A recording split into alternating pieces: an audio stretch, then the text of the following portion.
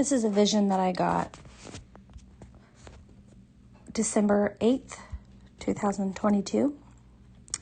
It was at the end of a meeting with Africa, or in the middle, Sister Violet had shared a vision, and the Lord showed me Romans 12. And then a little while after that proceeded to take me into a vision.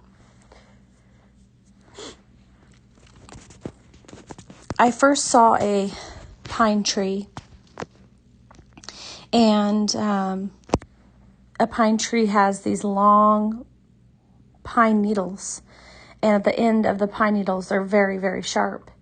I saw the hand of a man stretched out and open, and these pine needles were poking the man in the center of his hand, and they poked it so much that they created this wound, and this wound was very deep inside the hand. And I began to go inside of the wound and see that it was actually very detailed and intricate inside, and it revealed many different levels of scenes from different, times or places, and they were each in their own little, like a pocket within this wound, layered deep inside of the hand. And I watched as it kind of went down layer by layer by layer to the bottom, and I could see all these open, almost like parts, pieces, or little holes or caves, or just little, and they all had they were all telling a story, basically. And so I saw a few of these pieces kind of shown to me, and this is where it started. So at the very bottom, I actually saw a snow-covered land, and there were pine trees in this particular cell. I'm going to say it's a cell, because that's what it reminds me of, with all these different parts. Each was a cell. So in this particular cell was a snow-covered area that had snow-covered pine trees in it, and coming forth out of the pine trees was this great beast. I'm going to liken it to a dinosaur. And it very ferociously came at me with its mouth open, like wanting to devour. And that was the very first cell that I saw. The second cell that I saw was, it was inside of a cave type place. And this cave was smooth stone. It had different holes. It reminded me a little bit of, like, if you go close up to like a bone, how it has all the marrow, how it has all the different places you can go in. Anyway, but it was very much smooth, red, orangish stone. And inside of this place was a man who reminded me of a Buddhist monk, because he was bald and he had like a staff in his hand, or a spear, and he had like an orange type of outfit on that was, sort of just like a cloth, and then it had like a belt. And he had other people in there with him, but you could see that he was sort of approaching. It would be the exit of the cave, except for it was blocked off, although light was coming in. It wasn't fully blocked. You were still able to have, like, it's hard to explain what I saw, but there was like a wall in front of him, but it's almost like there was a 2-foot gap between where he was and that wall that was in front of him, so there can let light in from somewhere. I did not see this 2-foot gap. I couldn't see around it, like what was if you could get out or anything like that. I just saw that there was a gap. And this man took his spear and he poked the wall that was in front of him, that was still made of the same material, the stone, the smooth reddish rock stone. And it broke and it shattered. And so out of there, you could see a huge, massive amount of pine trees again. And so the man had the people with him, like, sort of, I think he was saying, like, come up here, come up with me. But then he kind of shot himself out of this area and onto a snow-covered ground where these pine trees were. And you can see that he had these thin sandals on, and he began to walk a little bit of a ways. And then after he had walked a certain amount of time, he actually got onto a tiger and began to ride the tiger. This was the end of what I saw in that cell. So the next cell that I saw was actually a mountain range, kind of high up in the sky. I believe I've seen this place before. And again, there were pine trees here, but the sun was rising and there was a red sky, a reddish orange sky, and the sun was high in the sky. And on the right, there was a mountain that had a train track through the middle. And I saw the train going through and through a little bit of a tunnel in the mountain, and then out the other side and continued on. I believe I've seen this train in other visions before. And so that was in one of the cells. Another cell that I saw was actually, it started out with a sheep that was in a cleft of a rocky mountain, like it had gotten lost, and it was sort of on a cliff. But there was like a protrudence out of rock, and the lamb was standing there, and I could see it, and it was just kind of a baby, and not a super baby, but a little bit bigger than a baby. And I saw above him, I believe it was Jesus. It was definitely a shepherd. And he grabbed this lamb and he started to take it under his arm. And then I saw him turn towards, he was on, well, where the shepherd, or where Jesus was a flattish land, with greenery. It reminded me of Ireland a little bit, like just a blanket of green, but not a thick grass, just a blanket of green on top of a rock, like a gray rock.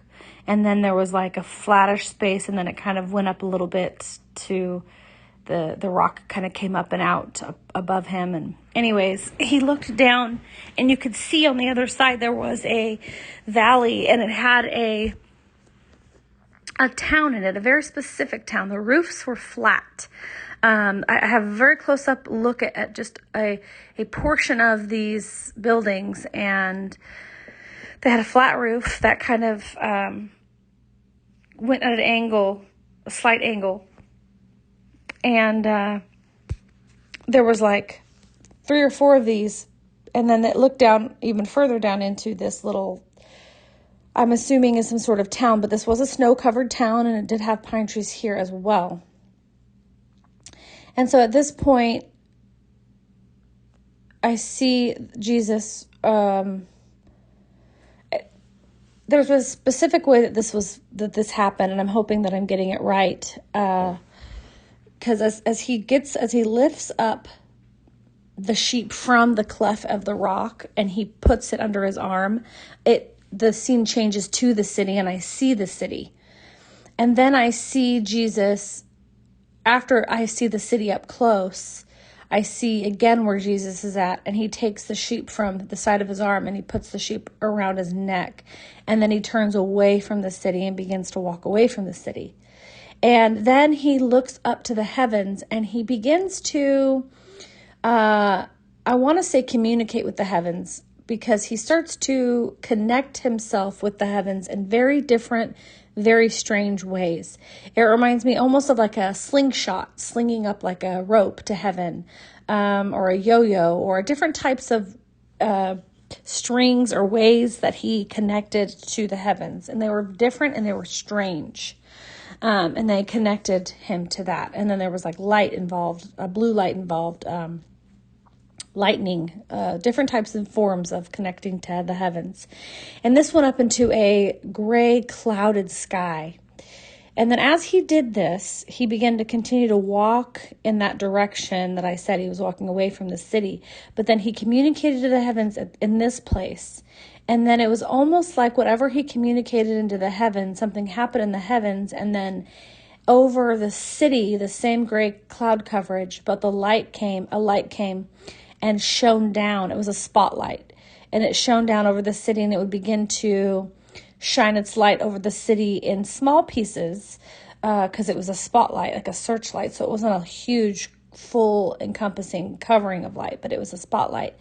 And what takes place here is a little hard to explain, but I'll do my best. As the light pours over the city, it begins to sort of melt a covering and expose the inner workings, the inner beings, or the inner places of the city. And it was very much flesh. Like, it reminded me very much of the wound in the hand at the beginning of the vision, because it seemed to look the same.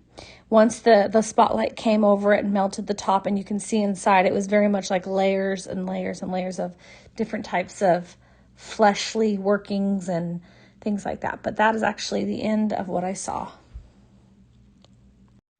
I can attach a little bit my current understanding to Nicole's vision for the benefit of others. In her vision, she saw the hand wounded by basically this, like a leaves from a pine tree, which is sharp on the tip, so pine tree here is reminding me, Christmas time, people get a pine tree, evergreen, whatever, and then snow, covered land.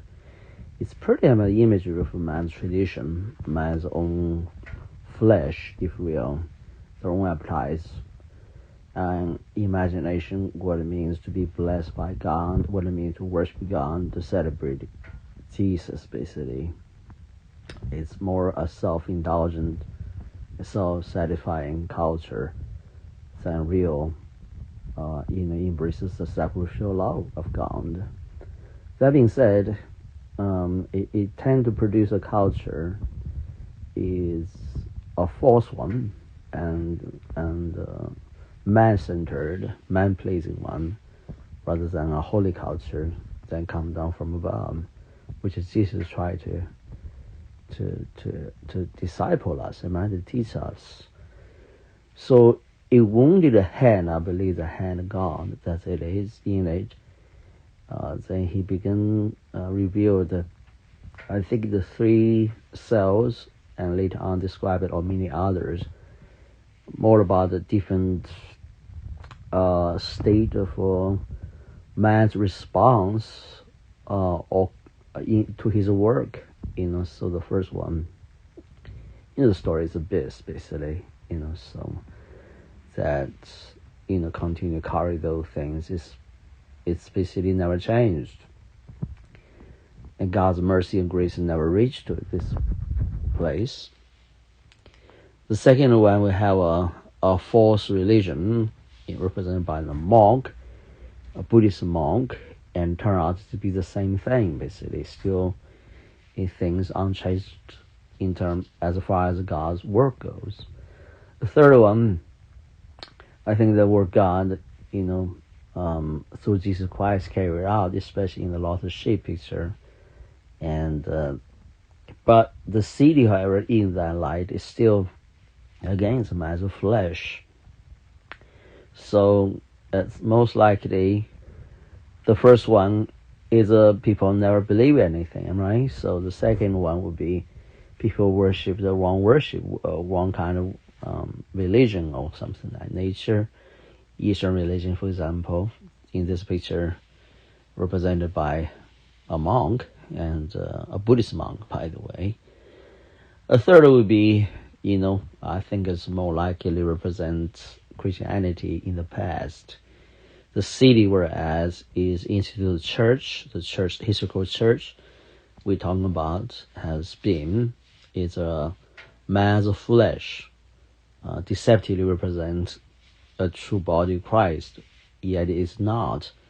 So God's work is in carry the lost sheep means, and outside the city, what that means is it's a remnant picture, basically. The lost sheep is not really lost, rather it's not fitting in the city life that man would think is a place for them to dwell together.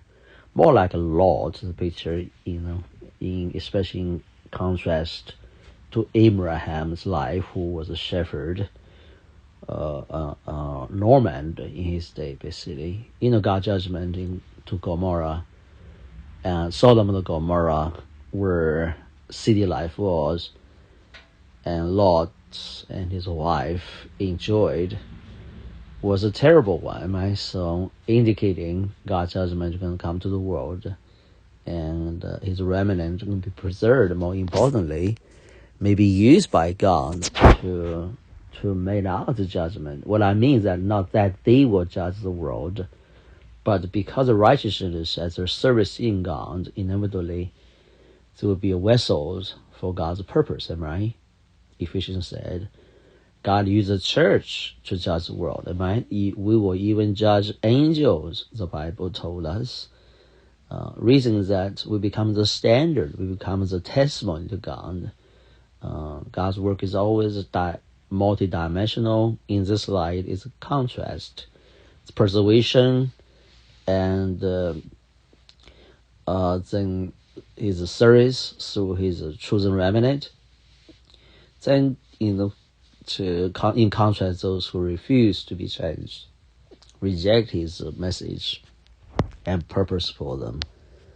I hope that explains this. Actually, this vision is almost like in different way, especially seasonally. It's confirming the Lord's voice through Sister Wiley's vision. Said religion is done, basically. What a better picture to describe the popular Christianity is religion. It's a deadly deception to true believers. That is an idea of Christmas. Anyway, I do encourage people to study the source of Christmas and the tradition along the way. For example, the Puritans rejected it for good reason, yet today, especially American, treat it as if it's a highlight for Christianity. It's a shame, really. Bless the Lord. Anyway, stop there.